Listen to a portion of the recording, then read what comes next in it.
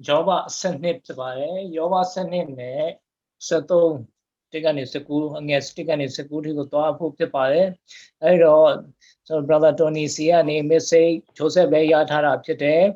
I wrote, Joseph, brother Tony, and Mexico, Joseph Abada Pianet, the chance of Pate, Tensa go alo Pajama Pare, Ara to Usa Mapare, Joseph. Okay. Hello, Chayala. Sorry.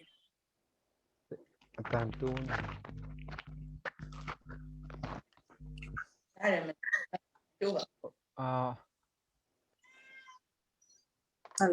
will explain the notes and the questions, and after that we will read together Job chapter 12 and 13. So we will read today these two chapters, one and one, and before that I will explain in Burmese.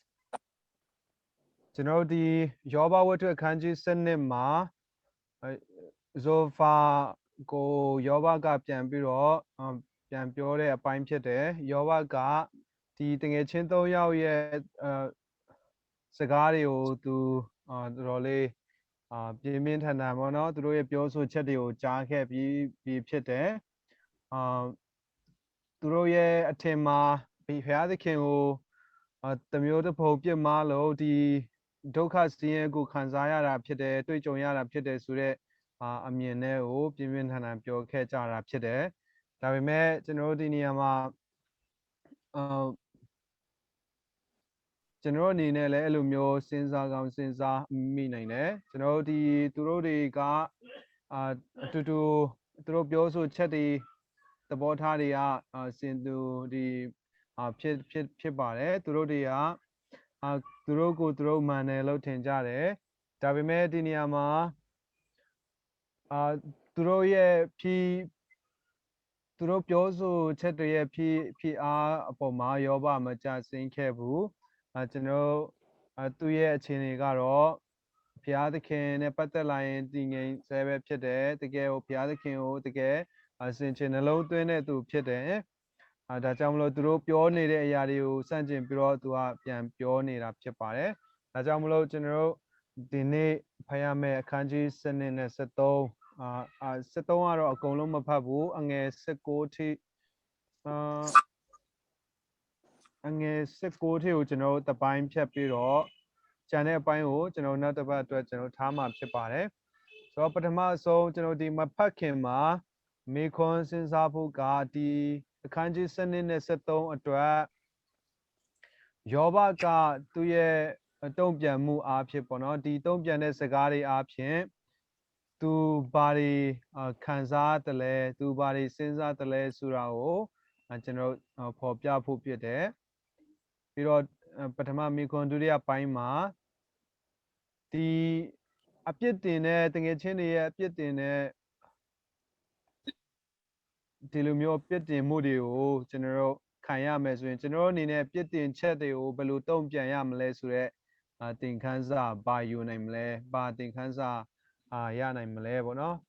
ဒီပြစ်တင်စကားတွေကိုဘယ်လိုမျိုးတုံ့ပြန်ရမလဲဆိုတဲ့အချက်ဖြစ်တယ်ဒုတိယမိခွန်းကတော့ကျွန်တော်ဒီယောဘရဲ့ကိုဖတ်မဲ့စကားသူပြောဆိုချက်စကားတွေကိုကျွန်တော်တူလူရင်းတူရှင်းနဲ့ဘယ်လိုမျိုးတူချုပ်နိုင်မလဲဒီလိုမျိုးကျွန်တော်လှုပ်ခြင်းအပြင်ယောဘဘာပြောတယ်လဲဆိုတာကိုကျွန်တော်ပို့ပြီးတော့နားလည်စေနိုင်တယ်အဲကြောင့်မလို့ဒီမှာအကြံပေးထားတာကတော့ဒီပထမပိုင်းမှာအခန်းကြီး7အငယ်1ကနေ4သူတို့သူတငယ်ချင်းတွေရဲ့ပြောဆိုချက်တွေကိုသူကလည်းကောင်းခိုင်မာပြင်းပြင်းထန်ထန်ပြန်ပြီးတော့ရှုံချခဲ့တဲ့အပိုင်းဖြစ်တယ်ဆိုတော့နည်းနည်းလေးတော့သူစိတ်ဒေါသစိတ်ပါပြီးတော့ပြောမိတဲ့သူရဲ့သူတငယ်ချင်းတွေအတွက်ပေါ့နော်နည်းနည်းဒေါသပါနဲ့ဖြစ်မိတဲ့စကားမျိုးဖြစ်နိုင်တယ်ပြီးတော့အခန်းငယ်7နဲ့အခန်းကြီး7နဲ့အငယ်9နဲ့6ဆိုပြီးတော့ ပိုင်းထားတယ်ပြီးတော့ခွန်ကနေစနစ်ဆိုပြီးတော့အပိုင်းလေးတွေဒီမှာပိုင်းထားတာရှိပါတယ်ခဏနေကြရင်အညီကိုဂျော်နေကနေလဲဒီအပိုင်းလေးဘယ်လိုလဲဆိုတာကိုလည်းသူပြောရင်ပြောလိမ့်မယ်တတိယမေးခွန်းကတော့ကျွန်တော်တို့ဒီကျမ်းချက်တွေပေါ့နော်ဒီကျမ်းချက်တစ်ခုနှစ်ခုဖြစ်ဖြစ်စကားစုပဲဖြစ်ဖြစ်ကျွန်တော်တို့အတွက်ကျွန်တော်စိတ်ထဲမှာဝင်လာတဲ့အရာပြီးတော့ကျွန်တော်စိတ်ဝင်စားဆုံးအပိုင်းတွေဘယ်ဟာအပိုင်းတွေလဲဆိုတာကိုကျွန်တော်ပြောဖို့ဖြစ်ပါမယ်။ဒါကြောင့်မလို့ကျွန်တော်အခုကျမ်းစာဖတ်ဖို့ရန်အတွက်ကျွန်တော် screen ပေါ်ကနေအပေါ်ဆုံးကနေကျွန်တော်နာမည်နဲ့အခန်းငယ်နဲ့ကျွန်တော်ဖတ်ဖို့ရန်အတွက်ကျွန်တော်ပြောပါမယ်။အခန်းကြီးစနစ်မှာ25အခန်းကြီး73မှာ19ဆိုတော့44net le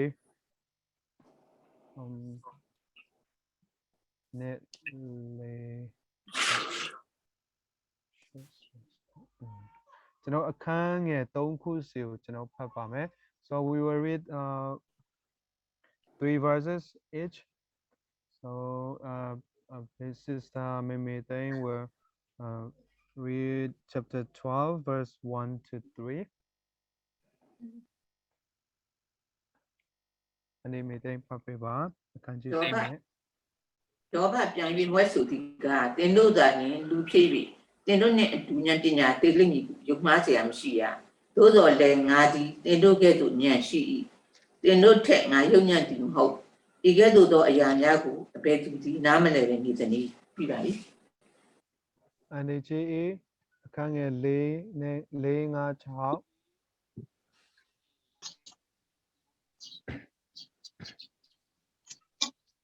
6အတန်ပိတ်နေတယ်အနေငါသည်ဘုရားသခင်၏ကျေးဇူးတော်ကိုခံရအံ့သောငါဆုတောင်းပတနာပြုစဉ်တွင်အိမ်နီးချင်းပြည့်ရပြုခြင်းကိုခံရသူဖြစ်၏အပြစ်မရှိဖြောင့်မတ်သောသူသည်ပြည့်ရပြုခြင်းကိုခံရပါသည်တကား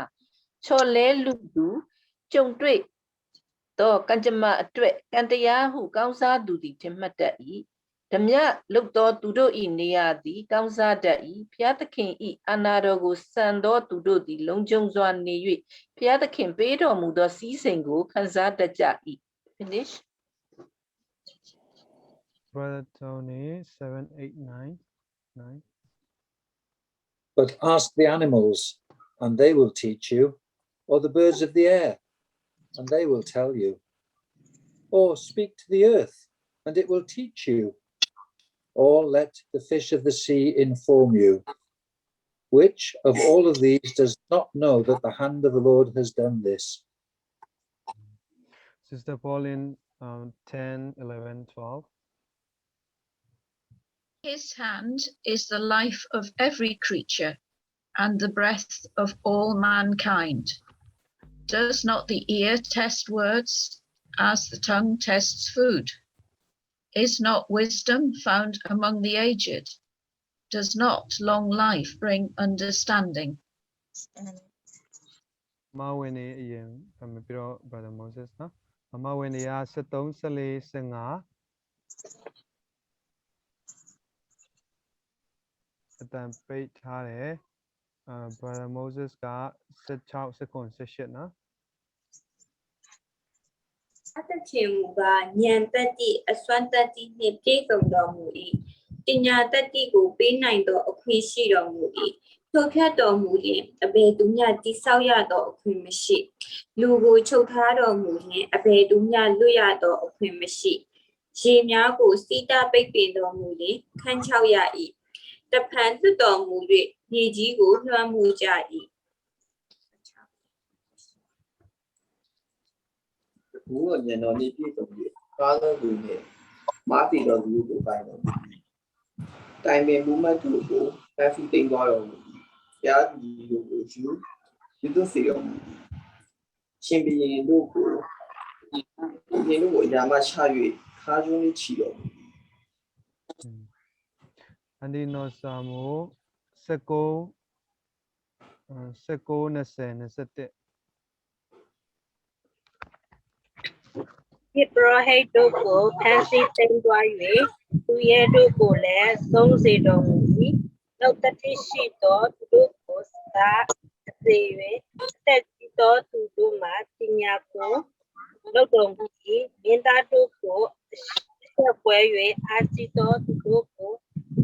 ရှုတ်ချတော်မူမမိုက်ထဲ၌နက်နဲ့သောအရာတို့ကိုထင်ရှားစေ၍ဒီချင်းဤအမိတ်ကိုအလင်းထဲသို့ထုတ်ဖော်တော်မူ Okay. Brother Phil on 23, 24, 25. He makes the nations great, then destroys them. He enlarges the nations, then leads them away. He deprives of intelligence the chiefs of the earth's people and makes them wander in a pathless waste. They grope in darkness with no light, and he makes them stagger like a drunken man. Nipiro nuching mo nuching mo udon mo. Kanji seto ange tikani to chinlule pame suye Duriya pame tu ka le nga chao.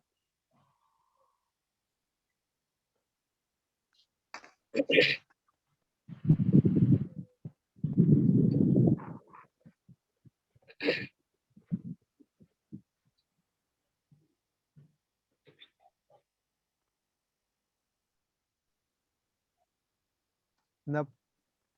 atamachaya tevu. Hello, Mom. Hey, okay. Ansil setau anget mo. Chu amo ya alam sondo. Ko ngamnya si di miwi nga nale di nga nale le chayo nale bi tindo ti tamya bunga ti tindo thak nga yau hian di mo ho. Anana tagu shi nga shao ya do akon phaya ta khin nga soi no ya do akon shi ba si do tindo di de yau tham mu Kange le nga chao ko nu ching chin lo phat pe mala.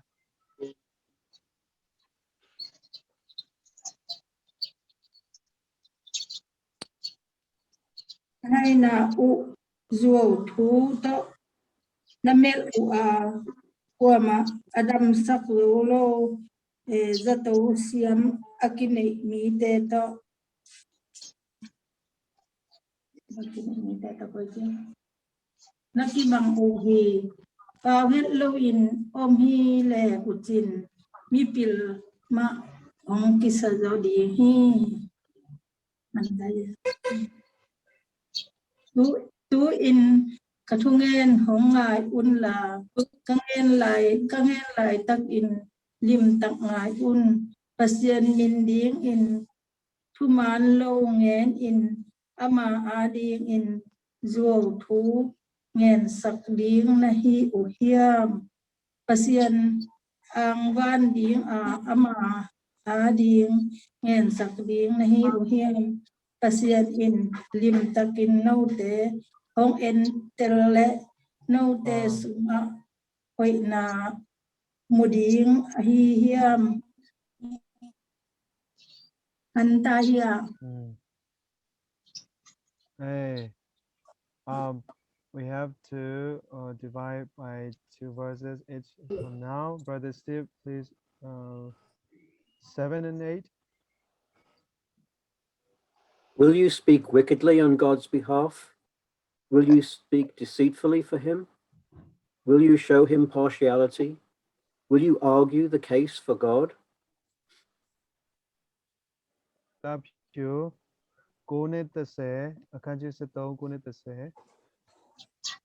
Tin đô của chất thí xóa xích đồ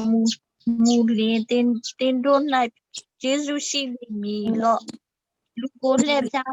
lẹ xa tờ kê tụ phiát kì lẹ xa này tờ lọ tin đô tí lưu quê duy tu miễn nào của thao lý xin xịt tin đô của sâu ma đồ mù mì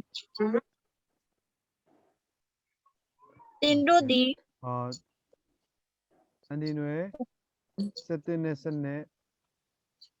တင်တို့သည်ဖုံးတကိုးအာနုဘော်ကြောင့်မကြောက်ကြသလော ကြောက်မဖယ်သောဂုံတော်ကြောင့်မထိတ်လန့်ကြသလောသင်တို့သည်နီးဥပဒေသစကားသည်မြေမုံထက်သာ၍ပေါ့၏သင်တို့ခိုလုံသောမြို့ရိုးသည်လည်းတရွက်မြို့တကဲ့သို့ဖြစ်၏တရွက်မြို့ကဲ့သို့ဖြစ်၏ Okay. Brother Qual 73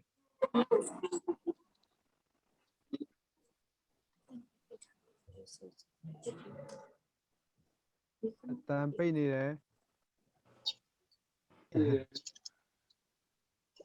အတန်မကြားရဘူး Brother Qual တိတ်ဆိတ်စွာနေ၍ငါပြောပြစေတို့ပြီးမှအမှုရောက်ရှင်တိုင်းရောက်ပါသေးစေသို့တော်လည်းငါသည်ကိုအသားကိုပါဇက်နဲ့ကိုက်ချီလျက်ကိုအသက်ကိုလည်းလက်နဲ့ကန်လျက်ဆောင်သွားမည် Brother Sisi 15နဲ့16Sisi အစဉ်ပြေလား ကိုဟိုကကျန်းတာလှန်ရပါတော့တိတ်အဆင်မပြေဘူး Okay ယောဘဝတ္ထုအခန်းကြီး73ဖတ်နေတာဟုတ်ကဲ့ဟုတ်ပြီကျွန်တော်15 16ဖတ်ပါမယ်ငါကိုတတ်တော်မူ၍ငါမျိုးလင့်စရာမရှိတော်လဲရှိတော်၌ကိုအပြစ်ဖြေစရာစကားကိုငါလျှောက်ထားမည်ထို့သောပြုလျင်ငါ၏ကယ်တင်ရာအကြောင်းဖြစ်လိမ့်မည်အတ္တမလူသည်အထံတော်သို့မဝင်ရငါအဆုံးထိဖတ်လိုက်ပါမယ်နော်ငါစကားကိုစစ်စစ်မကြလော့ငါလျှောက်ထားချက်ကိုနားထောင်ကြလော့ယခုငါအမှုကိုငါဆင်ခြင်ပြီးငါ၌အပြစ်လွတ်ခြင်းထင်ရှားမည်ဟုငါသိ၏ငါအပြစ်ကိုဖော်ပြမည်သူကဘယ်သူနည်းထို့သောဖော်ပြလျင်ငါသည်တိတ်ဆိတ်စွာနေ၍အသေးခံပါမည် Okay, finish, brother. Brother Tony, I give it. Thank you. Sometimes I think it is a lot to read,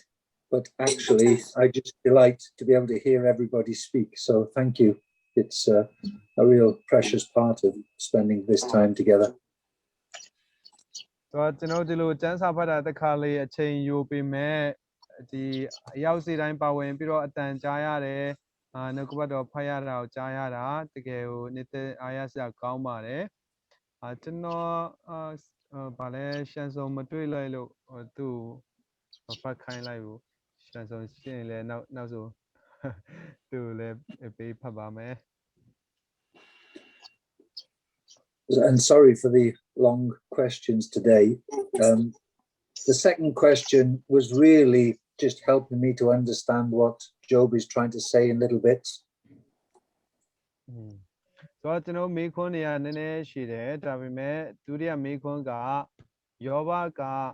ဒီဘာပြောချင်တယ်လဲဆိုတာကိုကျွန်တော်လူရင်းသူရှင်းစဉ်းစားရမှာဆိုတော့နားလည်စေတယ်ပေါ့နော်ယောဘဘာပြောချင်လဲဆိုတာပို့ပြီးတော့နားလည်စေတယ်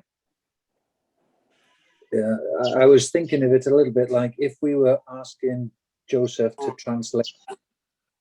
in a summary what we'd said, we'd take those 4 verses to start with, read them in English, and then say, Joseph, you summarize them quickly for everyone who's listening. And it just breaks up like that, where the thoughts change that Job is bringing out. ဆိုတော့ကျွန်တော်ဘာသာပြန်ဖို့ဖြစ်ဖြစ်ကျွန်တော်ပြောတဲ့အခါမှာဒီအပိုင်းပိုင်းလေးနည်းခြုံငုံပြီးတော့ရှင်းသွားအောင်ပေါ့နော်အပိုင်းပိုင်းလေးကျွန်တော်ဒီလိုမျိုးဖတ်ပြီးတော့အရင်ရှင်းပြတကန့်ထားအဲ့လိုမျိုးလို့တော့ပို့ပြီးတော့နားလဲလွယ်တယ်ဒါကြောင့်မလို့ဒီဒုတိယမေခွန်းတဲမှာဒီအခန်းကြီးစနစ်အငယ်တစ်ကနေလေးကိုတပိုင်းထားပြီးတော့အဲ့ဒါကိုဘာပြောချင်တယ်လဲဆိုတော့စဉ်းစားမယ်ပြီးတော့နောက်တစ်ပိုင်းအဲ့လိုမျိုးသွားတာကိုဒုတိယမေခွန်းမှာမေးနေတာဖြစ်ပါတယ် But let's start with this first question. Last time you remember Zophar had said some things that were really terrible to Job. So having listened now to how Job replies, how would you describe how Job is feeling? And how do we learn? What do we learn from this as we think about when we are criticized by people for what we say and what we do? How do we answer them? ဆိုတော့ပထမမေခွန်းကိုတော့အရင်သွားကြဖို့ဖြစ်ပါတယ်အခုဒီပထမမေခွန်းမှာကျွန်တော်ဖတ်သွားလိုက်တဲ့ယောဘရဲ့ဒီတငယ်ချင်းဇော်ဖာကိုပြန်ပြောတဲ့စကားပေါ့နော်ဒီပြန်ပြောတဲ့စကားအပြင်ယောဘဘယ်လိုခံစားလို့ဒီလိုစကားတွေပြောတယ်လဲကျွန်တော်တို့တွေရောအပြစ်တင်ခံတယ်ပြီးတော့မာမာယွန်းဆွဆွဲခံတဲ့ခါမှာခံရတဲ့ခါမှာဘယ်လိုမျိုးတုံ့ပြန်မလဲဆိုတော့မေးခွန်းဖြစ်ပါတယ်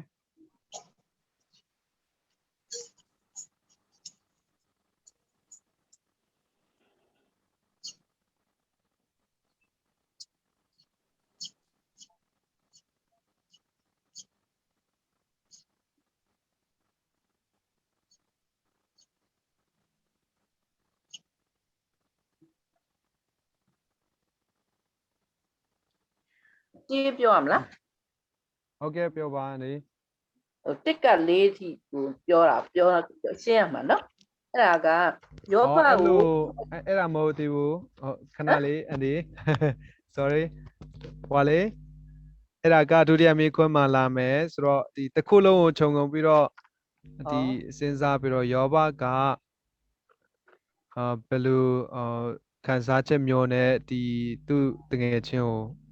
ပြန်ပြောတယ်လဲဆိုတဲ့မေးခွန်းပါပြီးတော့ကျွန်တော်တို့ဆွဆွဲခံရမယ်ဆိုရင်ကျွန်တော်တို့တွေလည်းဘယ်လိုမျိုးတုံ့ပြန်မလဲပေါ့ ဘလို့တုံ့ပြန်ယောဘကိုသူ့တငယ်ချင်း3ယောက်စလုံးကအပြစ်ရှိလို့ဗျာနေအပြစ်ပေးတယ်လို့သူတို့တွေကဆွဆွဲကြတာလေအဲ့ဒါကိုမဟုတ်တဲ့အကြောင်းကိုယောဘကပြန်ပြောတာပေါ့နော်ဒီစနစ်ကောစနစ်အရှိဟိုတင်းလောက်စနစ်မှာဟိုတင်းလောက်ထိပေါ့17လောက်ထိ17စနစ်လောက်ထိသူမှအပြစ်မရှိဘူးဆိုတဲ့အကြောင်းကိုသူဖော်ပြတာပေါ့နော်ပြန်ပြီးခြေပတာကိုလေအဲ့လိုခြေပါတယ်ဟိုဒီမှာ73မှာလည်းအဲ့လိုပဲရှေ့ဘိုင်းကသူအပြစ်မရှိဘူးဆိုတာကိုသူတောက်လျှောက်သူပြန်ပြောတယ်အဲ့တော့သူအပြစ်မရှိတဲ့အကြောင်းကိုဟိုရင်သူတငယ်ချင်းတွေသိဖို့ပါပေါ့နော်သူပြန်ပြောတဲ့ဟာလေးတွေကိုတွေ့ရပါတယ်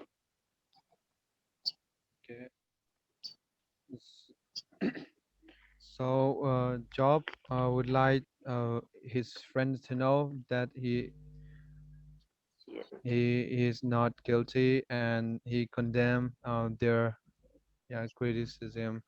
by saying he's not guilty. So and it's we can see around verse 1 through 12 of chapter 12. So mainly that our sister see. Thank you, Silva. Thank you. Anybody else got any comments? Yeah, I tried. So, to summarize, I see Job trying to say about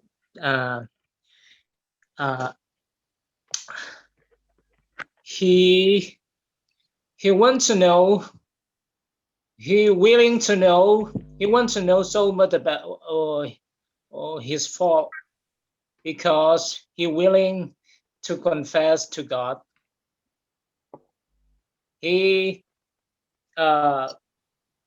There is no comfort from his three of friends. They are coming by formula. Their formula. So you three of you are not comfort. He tried. He willing to know. He willing to speak to God and to know what he for. Not because of to defend, but because of to confess. His deep desire is to become a righteous, the presence of God.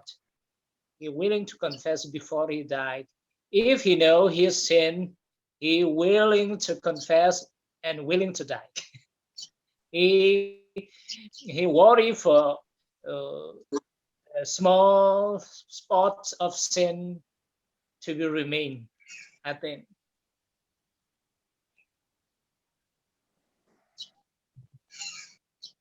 Joseph's going to translate that for you. Yes, more than his physical pain. Thank you. မြန်မာလိုလည်းပြောပါ နော်တော့နောက်ဆုံးပိုင်းသူပြောတဲ့စကားကိုခြုံငုံပြီးတော့သုံးသပ်တာပါသူကသူ့တငယ်ချင်းတွေကိုအသုံးမဝင်ဘူးပေါ့နော်ဟန်ဆောင်တဲ့ဆယ်သမားသူ့အတူတိတ်တိတ်နေရင်တော့ပညာရှိတရားဖြစ်တယ်ပြောလိုက်တော့မှပူဆိုးနေတကယ်ကိုဗာလဲမနှစ်သိမ့်ဘူးခုံအမရစေဘူးပြီးတော့လည်းမတက်တာစေဘူးပေါ့နော်သူအဲ့ဒါဒေါသထွက်သွားတယ်ဘာကြောင့်လဲဆိုလို့ရှိရင်သူ့တငယ်ချင်းတွေက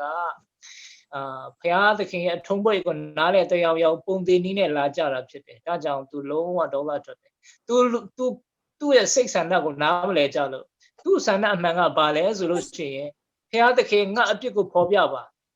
ငါဘာအမှားရှိလဲဆိုငါမှအမှားမရှိဘူးသူပြောတာမဟုတ်ဘူးသူတောင်းပန်ခြင်းတယ်ဘယ်အချက်ကိုဥတည်ပြီးတောင်းပန်ရမလဲဖျားသခင်ရှိမှသူကရှိသမျှအပြစ်ကိုတောင်းပန်ခြင်းတယ်သူအပြစ်ဖြေရရစ်ကိုသူဘုရားသခင်စီမှာတောင်းလျှောက်ခြင်းနဲ့ဝေဒနာတက်တာဖို့ဆိုတာထက်သူအဆက်အပြောက်အပြစ်တစ်ခုခုရှိရင်တောင်းပန်ပြီးတော့ဒီအပြစ်နဲ့ပဲသူဒုက္ခကိုကြည်ကျင်နဲ့ခံစားခြင်းသလိုတို့တေးပါတေးလိုက်တဲ့ကိစ္စမရှိဘူးပေါ့နော်ဒါပေမဲ့သူတည်သွားခြင်းကအပြစ်ဆွန်းထင်းပြီးတော့တေးမသွားခြင်းဘူးဖြောင့်မတ်သူတည်ဖြစ်ခြင်းပါတယ်သူအပြစ်ရှိတာကိုရှိမရှိကိုလုံးဝသိခြင်းတာဖြစ်ပါတယ်ဘုရားသခင်ရှိမှဘယ်လိုအပြစ်ရှိမရှိပြီးခံတာလားရှိပြီးအပြစ်ခံနေရလားကိုသူသိခြင်းပါတယ်အကြောင်းကတောင်းပန်ခြင်းဒါဖြစ်ပါတယ်ဘုရားသခင်ကိုပြဿနာတက်ခြင်းတာဘုရားသခင်ကိုတရားတွေ့ခြင်းတာမဟုတ်ဘူးဆိုတာကိုကျွန်တော်အမြင်မှာကျေးဇူးတင်ပါတယ် Thank you, brother. I like the use of the word formula. When do you look like you're ready to say something in Pauline as well after that? Okay. ကိုကျိုးစကားကအခုပြီးတဲ့မိကုန်းကကျော်ပါပြန်ပြီးတုတ်ပြန်လာမဟုတ်ဘူးเนาะဟိုကဗါလေသူဘယ်လိုခံစားရလဲဆိုရဟာเนาะမိကဒီအခန်းကြီး73ခုနကျွန်တော်ဖတ်တဲ့စကားတွေအပြင်ယောဘဘယ်လိုခံစားလို့ဘယ်လိုသဘောထားရှိလို့ဒီလိုသုံးပြန်တယ်လဲပေါ့သူတငယ်ချင်းတွေပုံမှာဘယ်လိုမြင်လို့ဘယ်လိုသုံးဘာကြောင့်ဒီလိုသုံးပြန်တယ်လဲဆိုတဲ့မိကွန်းမတစ်ဖက်ကနေသူဘယ်လိုခံစားလို့ဒီလိုသုံးပြန်တယ်လဲပြီးတော့ကျွန်တော်တို့အနေနဲ့ဘာလဲဆွဆွဲခံတဲ့အခါမှာယောဘလို့ကျွန်တော်တို့ဘယ်လိုရောကျွန်တော်တို့တွေရောဘယ်လိုသုံးပြန်မလဲ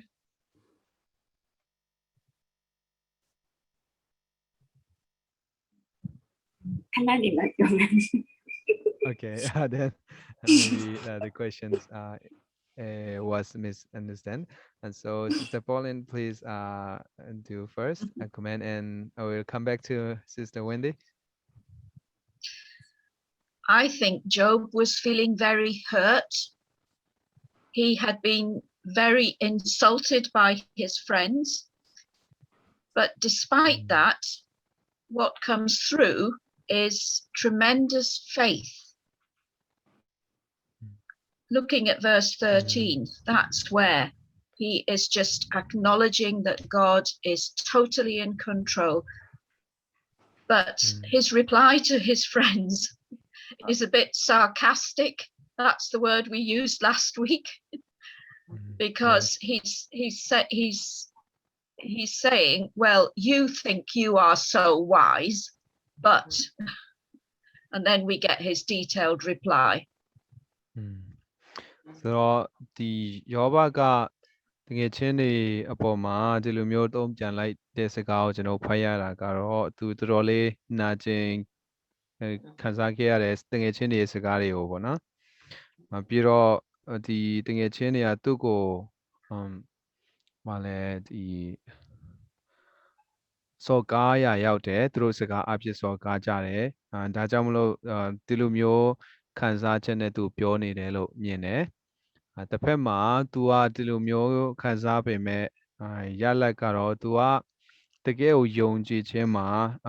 ခိုင်မာတဲ့တကယ်ခိုင်မာတဲ့ယုံကြည်ခြင်းရှိတဲ့သူဖြစ်တဲ့အကြောင်းထင်ရှားစေတယ်အခန်းငယ်အထူးသဖြင့်အခန်းငယ်73ဆိုရင်ဘုရားသခင်မူကားဉာဏ်တတိအစွမ်းတတိနဲ့ပြည့်စုံတော်မူ၏ပညာတတိကိုပေးနိုင်သောအခွင့်ရှိတော်မူ၏ဘုရားသခင်ကိုယုံကြည်တဲ့သူရဲ့ယုံကြည်ချက်ကတော့တကယ်ကိုကြီးမြတ်နေစေဖြစ်တယ်ဒါကြောင့်မလို့သူ့အနေနဲ့ဘုရားသခင်ဟာအရာအလုံးရဲ့အထက်မှာထိန်းချုပ်တဲ့အရှင်အာရအားလုံးကိုမထိန်းချုပ်တဲ့သူဖြစ်တဲ့အကြောင်းသူကောင်းကောင်းယုံကြည်တယ်။ဒါကြောင့်သူတငယ်ချင်းတွေအပေါ်မှာသူပြောလိုက်တဲ့အခါမှာတော့သူကနည်းနည်းလေးပြန်ပြီးတော့ပြင်းထန်တဲ့စကားမျိုးနဲ့သူတငယ်ချင်းတွေကိုပြန်တုံ့ပြန်ခဲ့တာတော့ကျွန်တော်တွေ့ရတယ်။ Hello ပြောမယ်နော်ပြောလို့ရလားပြီးသွားပြီ ဟုတ်ကဲ့ အော်ဒီလေ73ပေါ့နော်ဟို73 15မှာဆိုရင်ဟို fake နေဟိုယုံကြည်ချက်ပေါ့နော်ဟိုဒီရဲ့ပြောပါရဲ့ငါ့ကိုတတ်တော်မူ၍လေငါမျှော်ပြစ်စရာမရှိတော့နဲ့ရှေ့တော်၌ကိုအပြစ်ဖြေရာစကားကိုရှောက်ပြောထားမည်လေအဲ့ဒီကို15ပေါ့နော်အဲ့ဒါကကြာသူ့ရဲ့ယုံကြည်ချက်ပေါ့နော်ဟယ်လို ဟုတ်ကဲ့ လိုင်းကြပါလားမဟုတ်ဘူးကြားတယ်အဒီ ဟုတ်ကဲ့ဟိုနေ73 15ပေါ့နော်နောက်တစ်ခုကပြောရမယ်ဆိုရင်လေ26ပါအဲ့ဒီ73ထဲက26ပါ foolish ပေါ့နော် sin and foolishness of you ဆိုပြသူကမေပြောပြန်ပြီးပြောလိုက်တာကလေကျွန်ုပ်၌ပြင်းစွာအပြစ်တင်တော်မူသောစကားကိုမှတ်ထားတော်မူ၏တဲ့အကျွန်ုပ်ဒီအသက်ငယ်စဉ်တွင်ပြုမိသောပြစ်ကြောင့်ယခုခံရတော်မူ၏လေအဲ့ဒါပါပဲ ဒီဒုတိယပိုင်းသိနားမလဲဘူးဟာအဲ့အခန်းငယ်26အားဖြင့်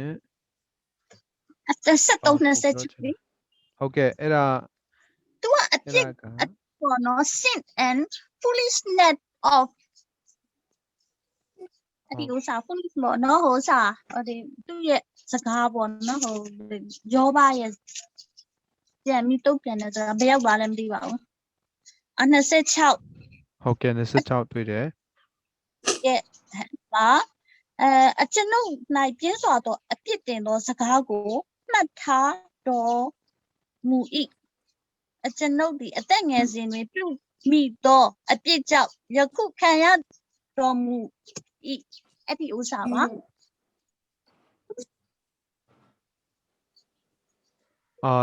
ုတ်ကဲ့အဒီကျွန်တော်နားမလဲတာကအဲ့ဒီ26အားဖြင့်အဒီဘာပြောချင်တယ်လဲယောဘရဲ့စကားဖြစ်တယ်လို့ပဲပြောတာလား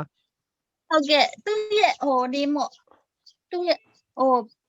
my name ပေါ့နော်ဟို foolishness တော့ my name ပေါ့ဟလားအဲ့ဒီရောဒီစကားပြောတာသူ့အတွက်ကမိုက်မဲရကြတယ်ပေါ့အဲ့လိုလားဟုတ်ကဲ့Okay, thank you. That is chapter 13, verse 15, and we see from these words, we see the faith of Job. Job 15. Though he slay me, I will hope in him. Yet I will argue my ways to his face. And another one, a little, a bit foolish for Job to use these words. That is from verse 26 of chapter 13. So, okay.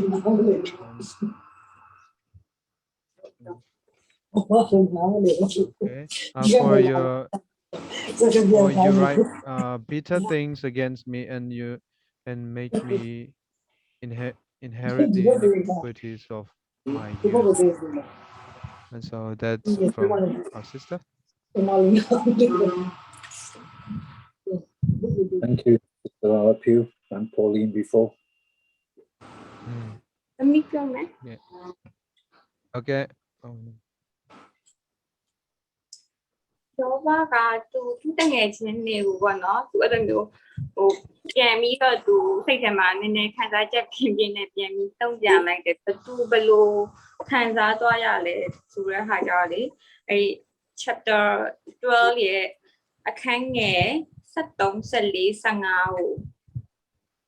ဖတ်ကြည့်ရအဲဒီဖျားသခင်မူကဉာဏ်တတ်သည့်အစွမ်းနှင့်ပြည့်စုံတော်မူ၏ပညာတတ်သည့်တို့ပေးနိုင်သောအခွင့်ရှိတော်မူ၏ဖြိုဖျက်တော်မူခြင်းလည်းအဘယ်သူများတိဆောက်ရသောအခွင့်မရှိလူကိုချုပ်ထားတော်မူရင်အဘယ်သူများလွတ်ရသောအခွင့်မရှိခြေများကိုစီးတားပိတ်ပင်တော်မူရင်ခန်းချောက်ရ၏တဖန်လွတ်တော်မူရင်လည်းမြေကြီးကိုလွှမ်းမိုးကြ၏ပေါ့သူကဘောနော်ဒီလိုသူတကယ်ကျတော့သူပြန်တုတ်ပြန်လိုက်တဲ့ဥစ္စာမှာအဖြစ်ချောက်သူဒီလိုအဖြစ်ခံစားရတာမဟုတ်ဘူးဆိုတာကိုလည်းပြောလို့ဘုရားသခင်ကအရာအလုံးရဲ့ဖန်ဆင်းရှင်ပေါ့နော်သူဘုရားရဲ့ဖန်ဆင်းရှင်ဖြစ်တဲ့ကြောင့်ဒီဟာဖြစ်ကမယ်မဖြစ်ကဘူးဆိုတဲ့ဥစ္စာမျိုးဒီကျမ်းပိုက်ကိုကြည့်ပြီးတော့သိရပေါ့နော်ပြီးလို့ရှိရင်သူကဥမာကညာထိုဖြတ်တော်မူလင်ဆိုလို့ရှိရင်အဲ့ဒီကျမ်းပိုက်73ပိုက်လုံးလဲသိရပြီးတော့သူ့ရဲ့ခံစားချက်ကသူဖျားကိုချီးမွမ်းလိုက်တယ်လို့မြင်တယ်ပြီးလို့ရှိရင်သူကဒီ73ရဲ့အခန်းကြီး73ရဲ့အခန်းငယ်73မှာဆိုလို့ရှိရင်သူပေါ့နော်ဖျားကိုသူတိတ်ဆိတ်စွာသူပြောမယ်ပြီးလို့ရှိရင်တိတ်ဆိတ်စွာနေ၍ငါပြောပြစေသို့ပြီးမှအမှုရောက်ချင်တိုင်းရောက်ပါစေဆိုတော့သူဖျားရဲ့အလိုတော်ကိုနာခံမယ်ဆိုတဲ့ပုံစံမျိုးသူခံစားသွားရတယ်လို့မြင်တယ်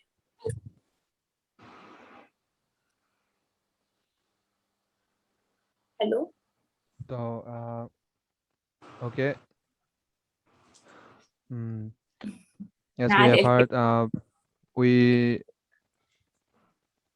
Palema. ပြောရမြန်သွားတော့နားနေလေလားလို့မနီပြောရမြန်သွားလို့လေ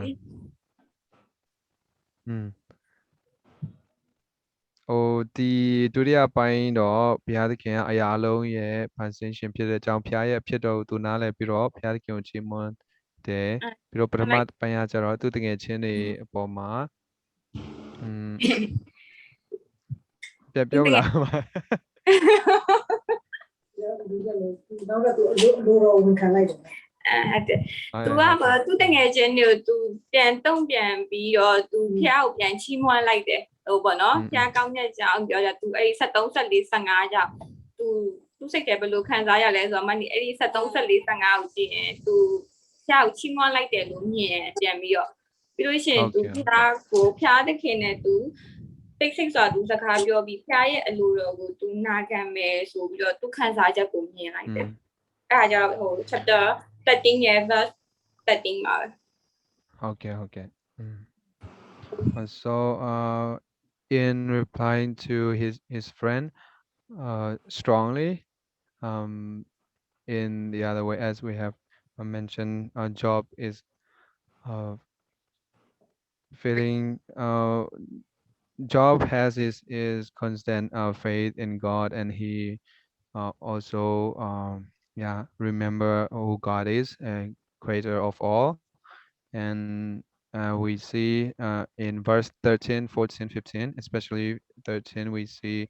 how he understand God and so it's like by hearing these words from his friends he like in himself he would like to praise God and also we see from verse 13 of chapter 13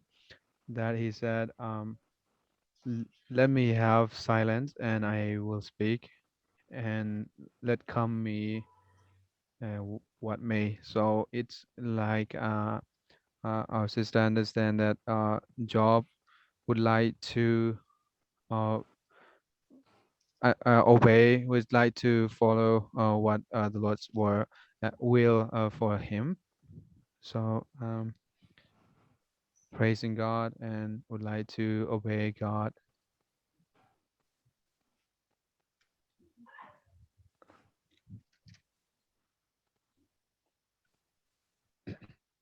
Go on, Steve, you're ready to pounce. Oh, I just wrote down one word, and I don't even know if it's a proper English word, in answer to question 1, which was unhelped. ဆိုတော့ဒီတစ်တော်မလားတော့မသိဘူးတဲ့ဒီပထမမိခွန်းကိုဖြေဖို့ရန်အတွက်ဒီစကားလုံးတစ်လုံးအင်္ဂလိပ်လိုရေးထားတယ်ဆိုတော့ဒါကတော့သူကအထောက်ကိုအကိုကြီးရမရောက်ဘူးဆိုတဲ့ခံစားချက်သူမှရှိတယ် And someone has already mentioned verse 13 of chapter 13. It would have been better for Job if they just kept silent because they weren't helpful. ဆိုတော့ဒီအခန်းကြီး73ငယ်73ခုနပြောသွားတဲ့အခန်းကြီးထဲမှာပဲဒီသူတို့ဒီငိမ့်သက်စွာနေရင်ပိုတောင်မှကိုညင်ရရောက်မယ်ဆိုတဲ့ခံစားချက်ပေါ့နော် Thank you everyone. Let's move on to the next part of question 1. Is it you can feel Job's frustration is the word that I was thinking of when, and yet he's very careful in his answer. But as Pauline has said, I think there is a degree of almost contempt is the word that I used for what his friends have said. Is that ever acceptable to speak like Job did to his friends? What would make that okay for Job to do it? Because we know he was a righteous man. So it must have been okay. So when can we speak to friends in a way that like Job did to his? We have to be very careful when we do it. So just trying to find some help on how we deal with our friends. ဆိုတော့ကျွန်တော်ယောဘကသူ့တငယ်ချင်းတွေအကြောင်းတော်တော်လေးဗာလဲစိတ်သူအနောက်ရှက်ဖြစ်တယ်ပေါ့နော်တော်တော်လေးအနောက်ရှက်ဖြစ်သွားတယ်ဆိုတော့သူ့တငယ်ချင်းတွေစကားတွေအကြောင်းတော်တော်လေးအထောက်ကိုမပြုတ်ဘူးပို့ပြီးတော့ခံစားစေတယ်ဆိုတော့ဒီလိုမျိုးအခြေအနေမှာသူကတော့ပြန်ပြောတဲ့အခါမှာဂယုတစိုက်တော့စကားလုံးတွေကိုသူဂယုတစိုက်နဲ့ပြန်ပြောတဲ့ပုံပဲဒါပေမဲ့ကျွန်တော်ဒီလိုမျိုးပဲကျွန်တော်ပြောရမှာလားပေါ့နော်ကျွန်တော်တို့တွေလည်းဒီလိုမျိုးဆွဆွဲခံတဲ့ခါမှာကိုယ်တငယ်ချင်းတွေအပေါ်မှာဒီလိုယောဘလိုပဲပြန်ပြောရမှာလားသူသုံးတဲ့စကားလုံးတွေပေါ့နော်ဒီလိုမျိုးဒီနည်းနည်းပြင်းပြင်းထန်ထန်ပုံစံမျိုးဖြစ်သွားတယ်ပေါ့နော်ဘယ်လိုမြင်လဲသူကတော့ဖြောင်းမှတ်တဲ့သူဖြစ်တယ်သူ့အတွက်ဒါဒီလိုပဲပြောတာမမားပါဘူးပဲလားမဟုတ်ရင်ကျွန်တော်တို့အတွက်ဗာသင်ခန်းစာယူနိုင်မလဲပေါ့နော်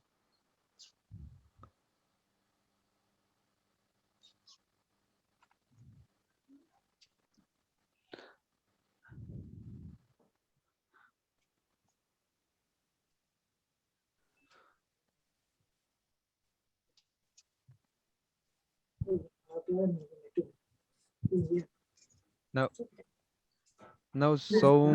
သူမခံနိုင်တော့ဒီတငယ်ချင်းတွေကို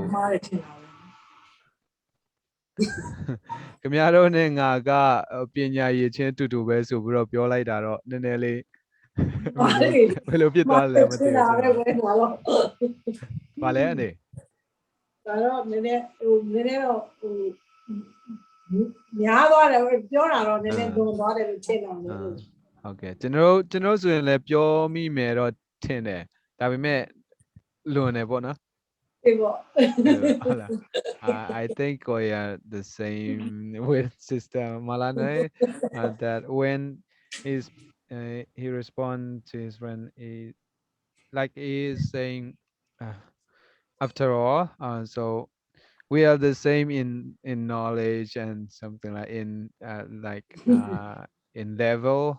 leveling our experience or knowledge, something like that. So even though we might become we might say if we are in the same situations, but it should not be the words we use and responding to friends like that. It does seem a very direct response. I mean, it doesn't come across very easily in the English version that we have, but if I put that in modern language, and excuse me for doing this, verse 2 would almost be translated in my mind as, oh, so you're the right ones. Well, okay, but what you're saying will actually go when you're gone. So don't think you're really the right ones at all with what you're saying. And it sounds very direct and quite rude, actually. နည်းနည်းတော့ရိုင်းနေပေါ့နော်အဲ့လိုမျိုးပြောတာဒီကျမ်းစကားအရာဒါကျွန်တော်ဒီလိုဖတ်တာဒါပေမဲ့ဒီခက်သုံးစကားနဲ့ဘာသာပြန်လိုက်မယ်ဆိုရင်သူဒီဇော်ပါအထူးသဖြင့်ဇော်ပါကိုပြန်ပြောတာဆိုတော့ဒါဆိုရင်ခမည်းပြောတာမှန်တယ်ဆိုရင်မှန်တယ်ထားလိုက်မယ်ကွာခမည်းပြည့်သွားရင်ဒီစကားတွေကသူ့အတူပြည့်သွားတာပဲဆိုပြီးတော့ထားလိုက်မယ်ဆိုတော့ဒီနည်းနည်းလေးဓာတ်ရိုက်ကိုသူ့တငယ်ချင်းကိုပြန်ပြီးတော့ဒီနည်းနည်းဘာလဲခတ်မှမှာroad ကနည်းနည်းလေးခတ်ကြမ်းကြမ်းပေါ့နော်အဲ့လိုမျိုးပြန်တုံးပြန်တဲ့သဘောမျိုးစကားမျိုးဖြစ်တယ်ပေါ့နော်အခန်းငယ်နှစ်ဆိုရင် And you're right, Malanway, it's not the sort of thing that would come well out of most of our mouths to our friends. So there has to be something about Job and his friends that make this okay. So when do we think it may be okay to be able to speak as directly as Job did without causing offense?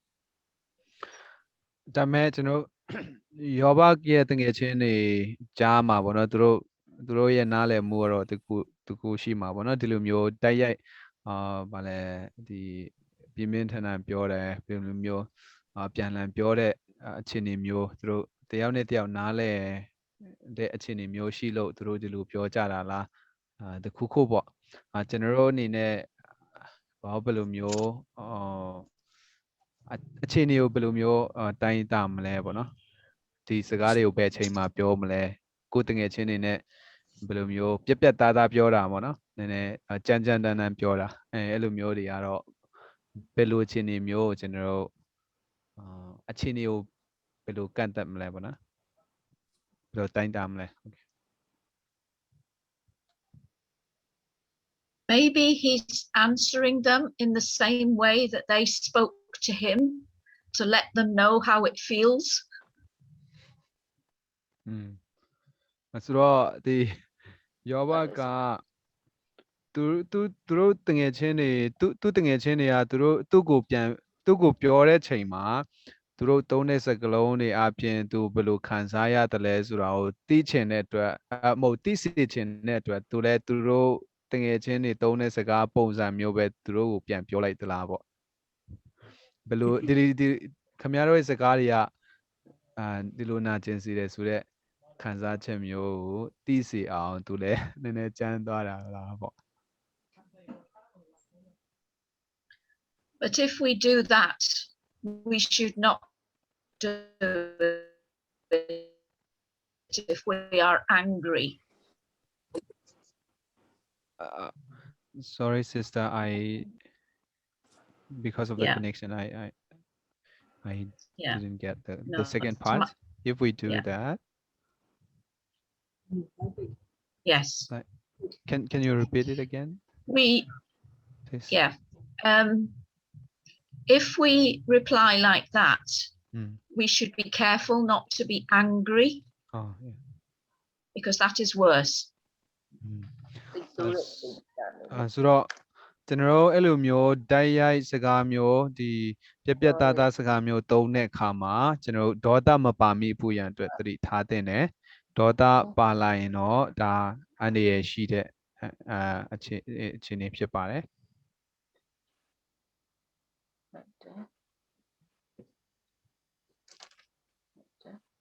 I was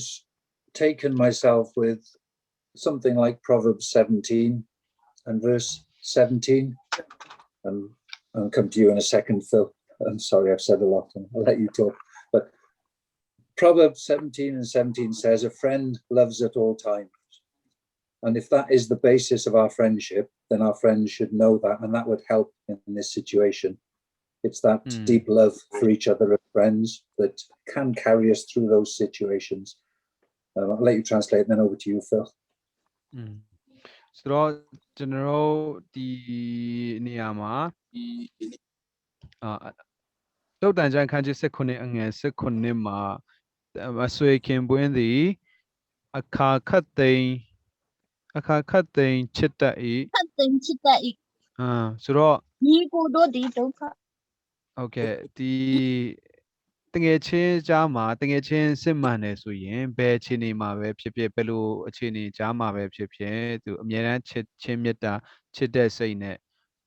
လုပ်တယ်ဆိုတာကိုကျွန်တော်တို့ဒီမှာပြောတယ်ဆိုတော့ဒီလိုမျိုးစိတ်ထားအခြေခံထားတယ်ဆိုရင်တော့ဒီယောဘနဲ့တငယ်ချင်းတွေကြားမှာပြောဆိုချက်တွေကသူတို့ဒီအချင်းချင်းဒီချစ်ချင်းမေတ္တာအခြေခံထားရင်တော့ဒါနားလည်နိုင်တယ်ပေါ့နော်နားလည်နိုင်စရာရှိတယ် Okay brother all I was going to add was, and I think this concurs with what's already been said, is that I think we've said before that the commendation of Job in chapter 1 verse 22 we should take as running all the way through Job's experience, all the way through to the end. So we can't blame Job here for unrighteousness. He is not condemned as speaking unrighteously. ကျွန်တော်ပြောပြီးသားဟာတွေနဲ့လည်းထပ်တူဖြစ်ကောင်းဖြစ်လိမ့်မယ်ဒါပေမဲ့ကျွန်တော်တို့ဒီယောဘဝတ္ထုအခန်းကြီး1အငယ်20မှာယောဘဝတ္ထုအခန်းကြီး1အငယ်20မှာယောဘရဲ့စိတ်ထားယောဘရဲ့တုံ့ပြန်မှု brother is that verse 22 or yeah chapter 1 verse 22 yeah oh yeah sorry so I think at the end of the story, and of course we have the benefit of knowing what happens at the end, Job actually prays for his friends. And I'm reminded, like Tony, I'm reminded of Proverbs. And in 27, I think it is, Solomon says, faithful are the wounds of a friend. And Job is being very direct in telling the truth to men who were misguided.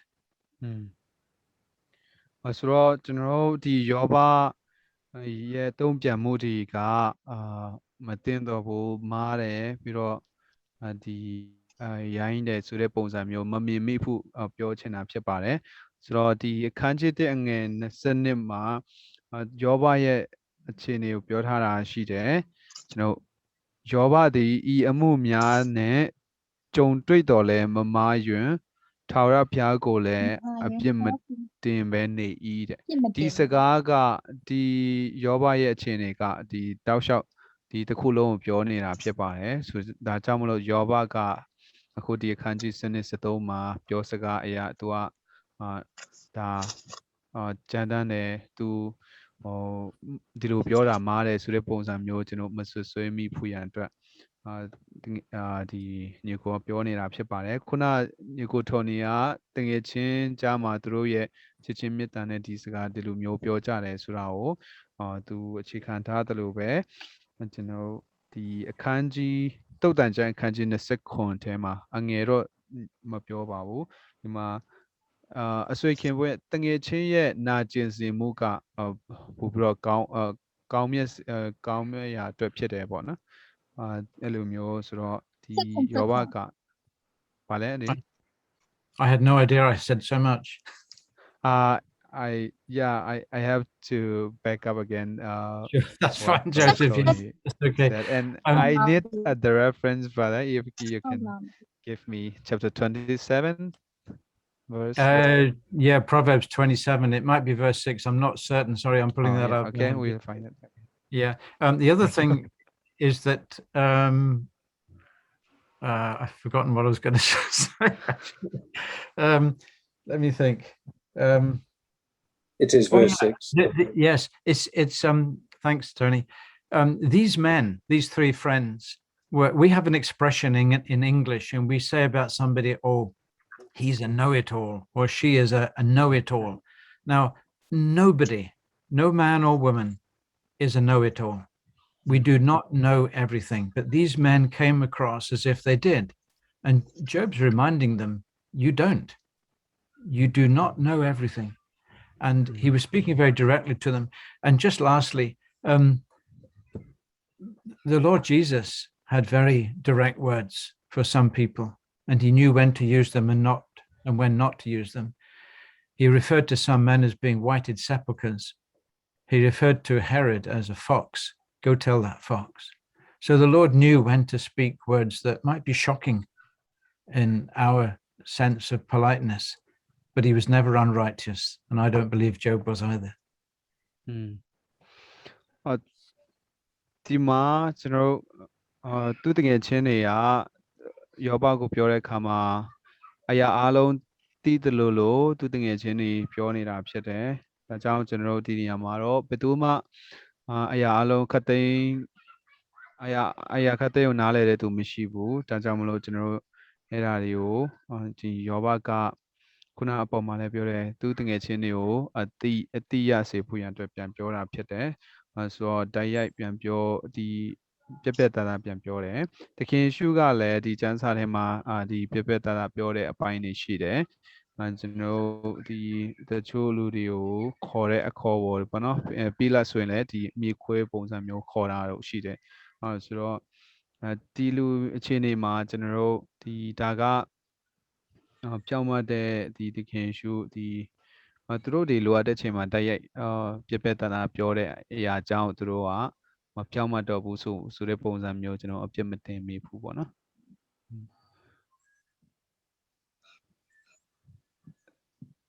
I was going to say, Tony, in relation to your question, and I'm sorry if this Cat picks up a bit of the last one as well, that Job was, and I think several people have said this, Job was clearly disappointed with his friends, and he had very good reason to be disappointed. But there's a picture in the Bible that helps me to understand where Job was. It's David at Ziklag. You read about it in 1 Samuel chapter 30. And David's there, and his men, who were his friends up to that point, were talking about stoning him. It was mutiny. And it says, David strengthened himself in the Lord. And I believe that's what Job is doing. His friends were useless to him.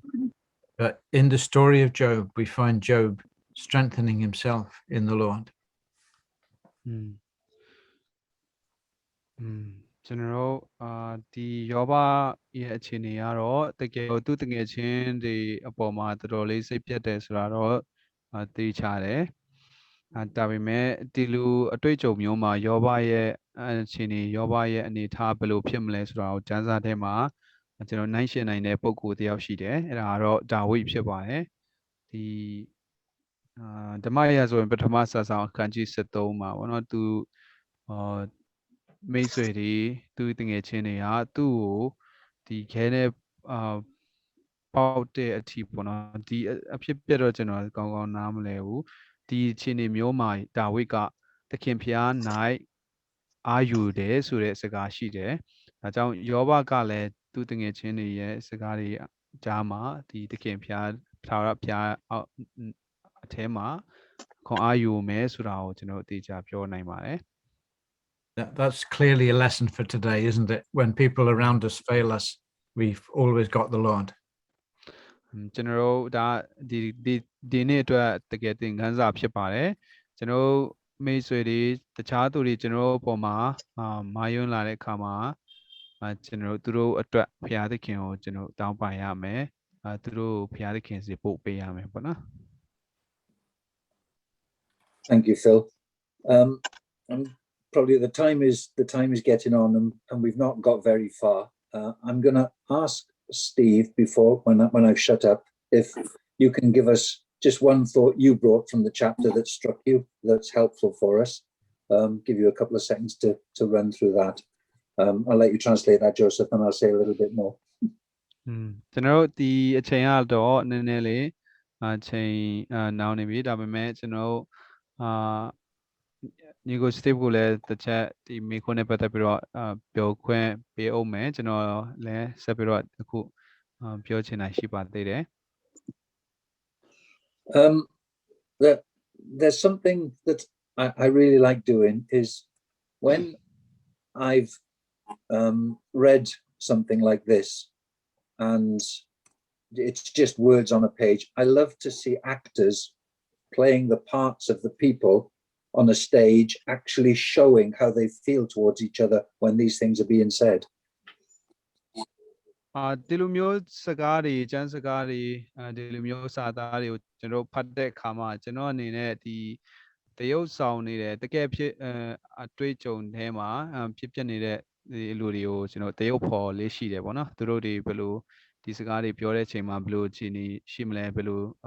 မျက်နှာထားမလဲဘယ်လိုပုံစံနဲ့ပြောမလဲဆိုတာအစားပေါ့နော်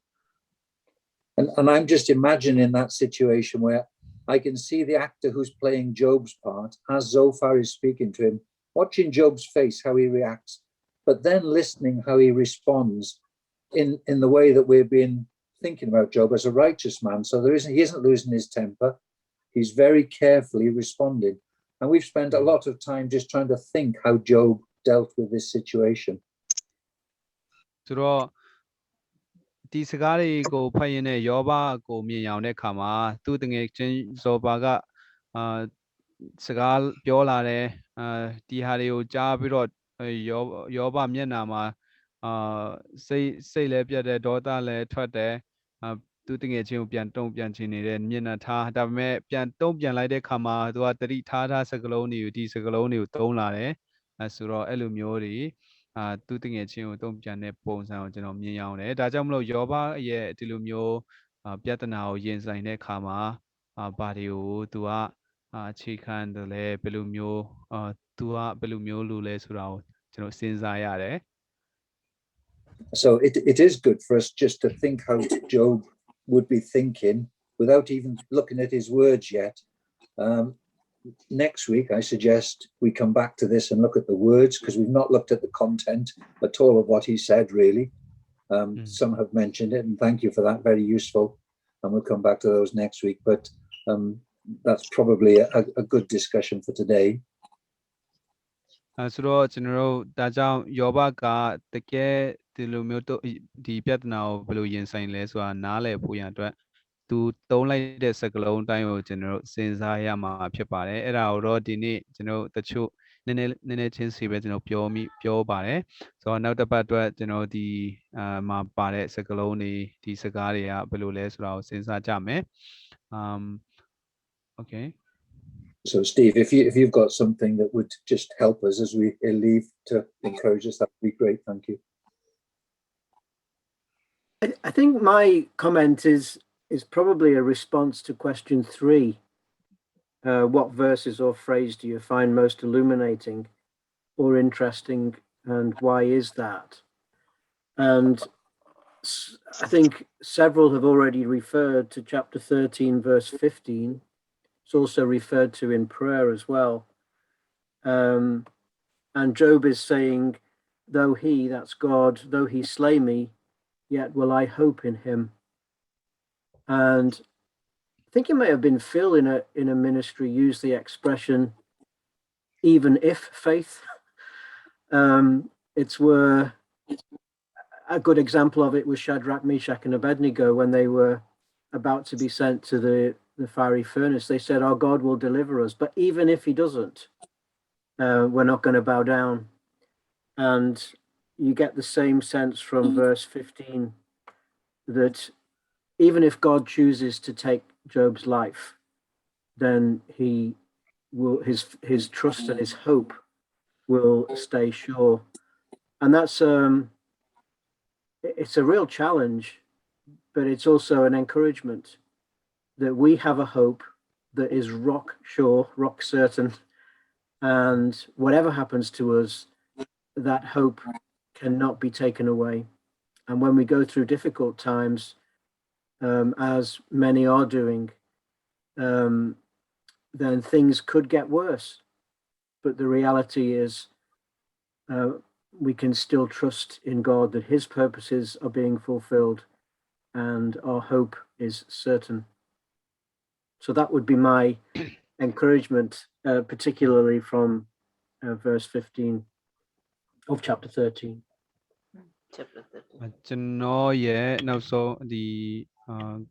ပြောချင်တာကတော့ဒီနံပါတ်3မိခွန်းနဲ့သက်ဆိုင်လိမ့်မယ်ဒီကျွန်တော်ဖတ်သွားတဲ့ကျမ်းစကားတွေထဲကနေပြီးတော့ဒီစိတ်ထဲမှာဒီအဝင်ဆုံးပေါ့နော်ဒီစိတ်ဝင်စားဆုံးစိတ်ထဲမှာစဉ်းစားရဆုံးတစ်ခုဖြစ်တယ်ကျွန် ကျွန်တော်ခုနလည်းတချို့တွေပြောသွားပြီးပြီအခန်းကြီး73အငယ်15ဖြစ်ပါတယ်ငါကိုတတ်တော်မူ၍ငါမျော်လင့်စရာမရှိတော့လဲရှိတော်၌ကိုအပြစ်ဖြေစရာကိုပြစ်ဖြေရာစကားကိုငါလျှောက်ထားမည်ဆိုတော့ဒီယောဘအနေနဲ့ဒီ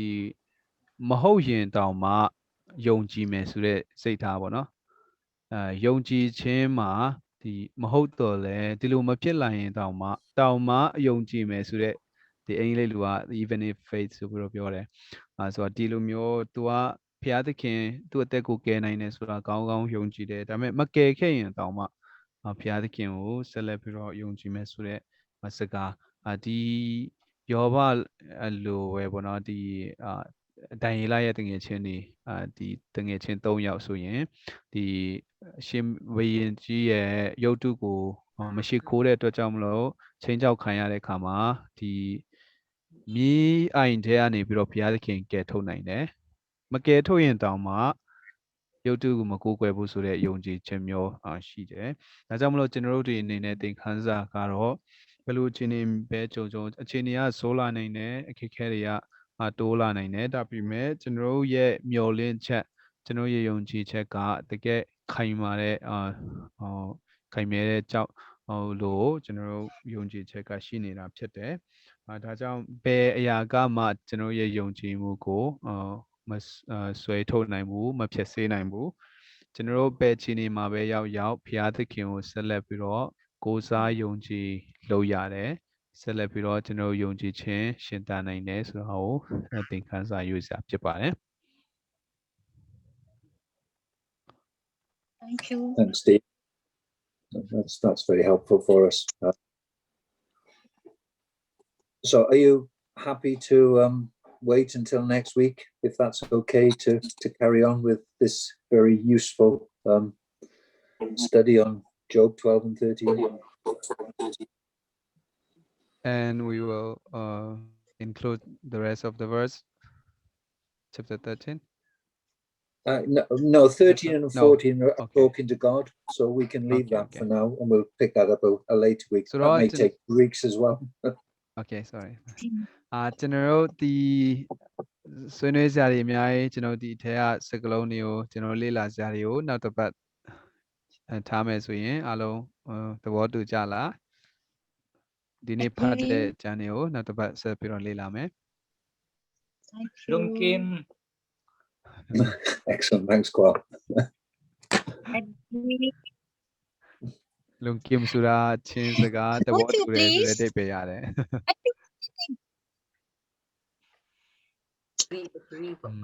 Would you please excuse me? ဟော နည်းနည်းတက်တက်ခံစရာလေးတစ်ခုရှိလို့ပါ Okay ပြောပါဒီ Hello.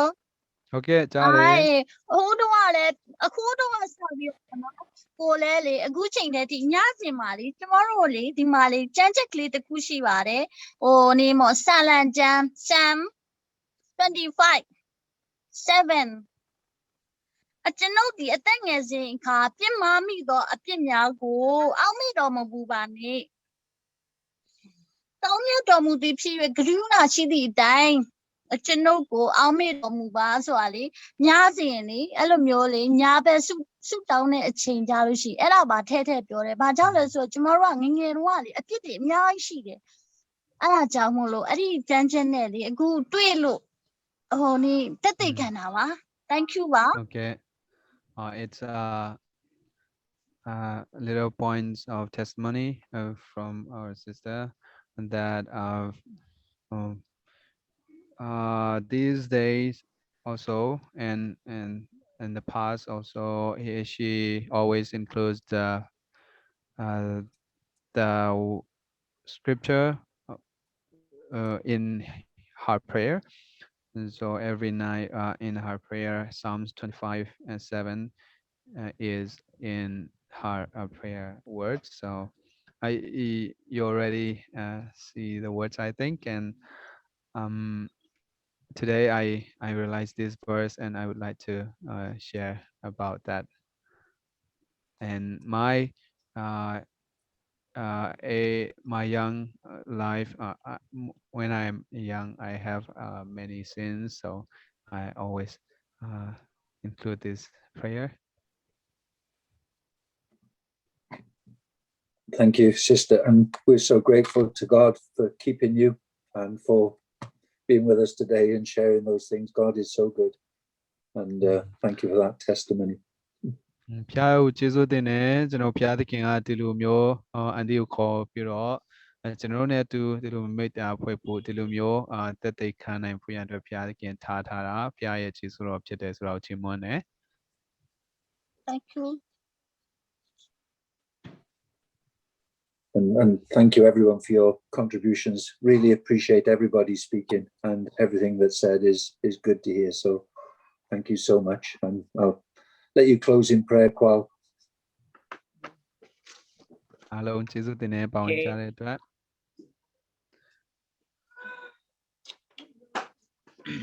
ကဲဆုတောင်းကြအောင်အနန္တတကုရှင်ထာဝရမြတ်စွာဘုရားသခင်ကျေးဇူးတော်ကိုချီးမွမ်းပါတယ်ဒီကနေ့ကိုရရှင်ဖွင့်ပြသောအပြင်ယောဘဝတ္ထုထဲမှာသင်ခန်းစာအမြောက်အများကိုကျွန်တော်တွေ့ရပါသည်ကြီးမားစွာဒုက္ခဝေဒနာခံတိုင်းဖရာရိုက်တာမဟုတ်သလိုကိုရရှင်ဖရာအခွင့်တော်နဲ့ဆူပေမဲ့လည်းကိုရရှင်ကျွန်တော်တို့ဒီယောဘ၏တငယ်ချင်းများကဲ့သို့ဘုရားသခင်သည်ယောဘ၏တငယ်ချင်းများထင်တဲ့ကဲ့သို့ဘုရားသခင်သည်ကျွန်တော်ဤထင်တဲ့အတိုင်းကျွန်တော်ဤတတ်မှတ်ထားတဲ့ပုံသင်ဤအတိုင်းရှိတော့ဘုရားမဟုတ်ပါယောဘသည်သူသည်ကိုရရှင်ဘုရားသခင်ရှိတော်၌ကြီးမားစွာခံတော်လဲပြစ်မတင်သူ၌အဖြစ်ရှိရင်တောင်းပန်လူသောစိတ်ဘုရားသခင်ရှိမှနှိမ်ချလူသောစိတ်နဲ့အပြစ်ဖြေလူသောစိတ်များရှိပါသည်အပြစ်ရှိခြင်းကြောင့်သူစိတ်ညစ်ရ၍ကိုရရှင်ဘုရားသခင်တန်ခတ်တော်မူသည်ဟုသူထင်ခဲ့ပါသည်ကိုရရှင်ရှိတော်၌နာကျင်ခြင်းဝေဒနာထက်အပြစ်ရှိခြင်းအညစ်စွန်းဖြစ်ခြင်းကိုပူပြီးသူစိတ်ညစ်နေပါသည်သူရဲ့တငယ်ချင်းများကအပြစ်ရှိတဲ့ကဲ့သို့ပိုင်ဆိုးပိုင်တဲ့အပြစ်တင်ခြင်းဖြစ်ပါသည်ထိုကဲ့သို့လောက၌ကျွန်တော်သည်ပိုင်ဆိုးပိုင်တဲ့ပြောစရာစကားမရှိပါအားလုံးမသိသောသူများဖြစ်ကြပါသည်ကိုရှင်လူသားသည်ဘာမျှအဆုံးဆုံးလေးလေးမသိသောသူများဖြစ်ကြောင်းကိုကျွန်တော်သတိရစေ၍ကျွန်တော်သည်ဘုရားသခင်အထုံးဖွဲ့တော်ကိုဖွင့်ပြသလောက်သာနားလည်သောသူများဖြစ်ကြောင်းလည်းသိရပါသည်ကိုရှင်အလိုရှိလင်လူဆိုးများသည်လည်းကောင်းစား၍အလူတော်ရှိလင်လူကောင်းများသည်လည်းပဲအိမ်တော်ပြန်သွားကြရပါသည်ကိုရှင်၏အကြောင်းအရာကိုယောဘသည်ကောင်းစွာသိကြောင်းလည်းကျွန်တော်သိပါသည်ကျွန်တော်ဒီကနေ့လိုအပ်သည်မှာဘုရားခင်ရှိတော်၌ကျွန်တော်ဒီအစဉ်အမြဲနှိမ့်ချဖို့အတွက်နဲ့ဘုရားသခင်ဘုံဂုံဉာဏ်တော်ကြီးမကြောင်းကိုချီးမွမ်းသည့်တာမကဖြူစင်ဆုံးနဲ့ဖြောင့်မတ်ဆုံးအသက်ရှင်နိုင်ဖို့အတွက်သင်ခန်းစာရရှိပါသည်ထို့အတွက်ကြောင့်ဒီကနေ့ယောမဓမ္မရသောသင်ခန်းစာများကျွန်တော်ညီကိုများဤဖွင့်ပြချက်များညီအမများဤတွေ့ရှိချက်များအားလုံးပေါင်းစည်း၍ဘုရားသခင်နှုတ်ကပတ်တော်အတွင်း၌တမန်ကျမ်းစာအတွင်း၌မျက်ဆိုင်စွာဝင်ရသောခွင့်ကြောင့်ကျေးဇူးတော်ကိုချီးမွမ်းပါသည်အစလည်းအဆုံးပို့ဆောင်ပေးသောခရစ်ရှင်ကျေးဇူးတော်ကိုချီးမွမ်းပါသည်မနေ့ပြန်ဖို့လို့ငါကောင်းမွန်သောပြင်ဆင်ခြင်းများနဲ့ပြင်ဆင်နိုင်ဖို့လို့ငါအရောက်ရှိတိုင်းကောင်းချီးပေးသနာတော်မူပါအာရမေရှင်ရွှေနာမတော်အမိပြု၍ကျေးဇူးတော်ချီးမွမ်းဆုတောင်းပါသည်ထာဝရမြတ်စွာဘုရားသခင် Amen. Amen. Amen.